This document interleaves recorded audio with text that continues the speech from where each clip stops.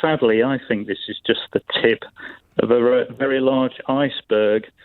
And I just think that, generally the Conservatives are getting braver and braver and getting away with bolder. Let's go for bold. Soldiers and firefighters are brave. Yeah, sorry. Bold is you know what I mean, though, don't you? Yes, definitely. Bolder. Emboldened, much bolder. Shameless. Shameless is what you mean.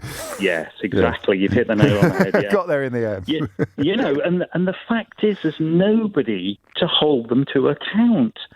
Where are the opposition parties jumping from the roofs about this? Well, they can't this week, to be fair, because of the moratorium after the Duke of Edinburgh's death. It'll be interesting to see what Keir Starmer does with this story. But, of course, don't forget Cameron. I know you haven't forgotten. I'm just pointing out he's not actually in charge. And if Starmer's not landing enough punches on the current Old Etonian Prime Minister, the chances of him landing any on the last one are pretty slim.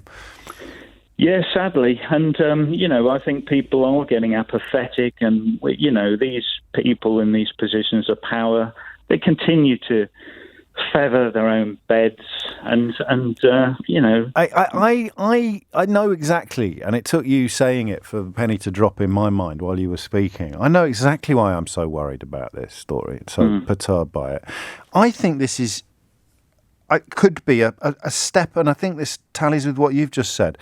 This is how the really bad stuff happens, when we turn off and we look away and we stop caring. So sometimes it's really out there and deliberate, like Trump literally telling people to start ignoring the evidence of their eyes and ears and just believe whatever he tells them.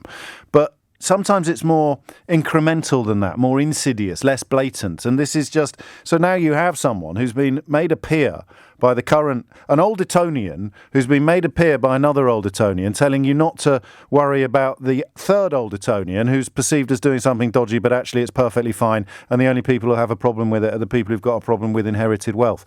That to me speaks of baby steps on a path to some really dark places for a country.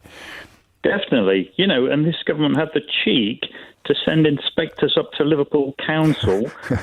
Can Liverpool Council send inspectors into what's going on with the government, with all their PPE contracts and things like that? I'm sensing that you don't have much sympathy for people who are trapped in wealth, Dave. Can I call you Dave? Not a lot, no. Surprisingly, not a lot.